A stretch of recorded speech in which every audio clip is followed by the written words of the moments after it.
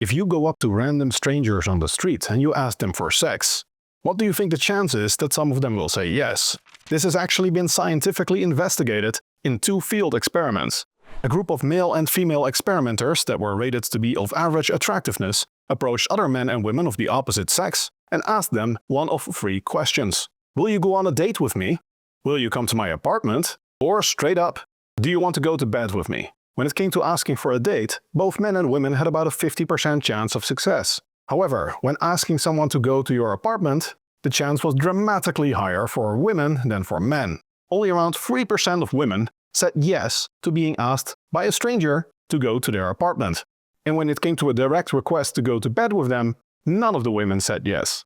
In contrast, the overwhelming majority of men said yes to the request to go to a woman's apartment or to straight up have sex with them. Coincidentally, in both studies, exactly 69% of men said yes to the request of a woman to go to their apartment. So here we see a massive sex asymmetry. Women respond dramatically less well to more direct requests for sex, whereas men respond a lot better. In fact, men are much more likely to say yes to sex than yes to a date. So basically, it seems like the men are thinking, a date seems like a lot of work. So it's not just that it's exceptionally easy for even a woman of average attractiveness to have sex with a guy, it's actually harder to get the guy to go on a date with her than to straight up have sex. While this might seem to be a banal experiment, it actually underlies the fundamentals of evolutionary psychology and it reveals a lot about dating dynamics. Basically, women are the gatekeepers of sex because they are the high-investing sex. Throughout our ancestral history, it was a huge risk for women to hook up with a guy. Without contraception,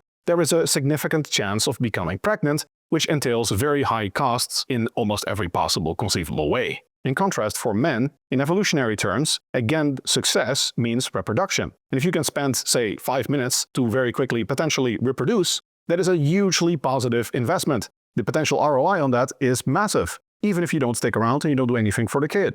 And this is deeply rooted in our biology. Note that this is not how I would like things to be or how things should be. I'm simply explaining how things are based on research. This is why men pursue and women decide. Women are the gatekeepers of sex, but men are the gatekeepers of relationships. This is why we see it's more difficult to get a man to go on a date with you than to straight up asking for sex. Dating requires a higher investment, but investment is exactly what women want from a guy. They don't just want to have sex with a guy and produce a child, they want the guy to stick around and provide and protect. This maximizes the chance that the woman and the child will survive. The asymmetry of men pursuing and women deciding also explains why it can be high status for a man to have had multiple female partners, whereas for a woman it is often seen as a red flag. The somewhat banal but effective analogy is that of a lock and key. A key is a great key if it can unlock many locks, and a lock is not such a great lock if it can be opened by a lot of keys. A more indirect consequence of the asymmetry in our evolutionary biology is that women largely determine culture. Women essentially determine the rules of the game, what determines status, and men subsequently play that game and compete with each other to acquire that status and thereby acquire a female mate. We see a clear preference in research for women to prefer high-status men. For example, one study asked men and women to rate the attractiveness of a man or a woman of the opposite sex that was in a car.